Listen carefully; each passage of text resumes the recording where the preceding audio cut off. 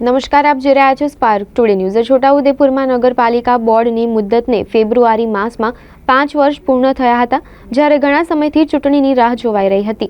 આજ રોજ રાજ્ય ચૂંટણી આયોગ દ્વારા નગરપાલિકાની બેઠકોની ફાળવણી અંગે જાહેરનામું બહાર પાડવામાં આવ્યું છે।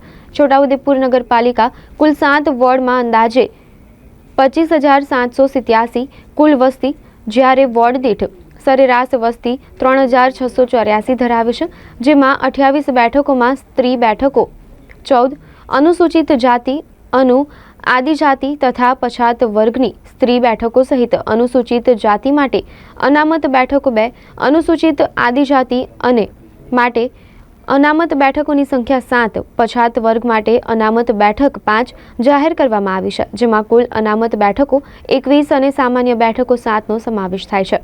જ્યારે છોટાઉદેપુર નગરપાલિકા ચૂંટણી બાબતે બેઠકો બાબતેનું જાહેરનામું પ્રસિદ્ધ થતાં રાજકીય ક્ષેત્રે ચહલપહલ જોવા મળી રહી છે।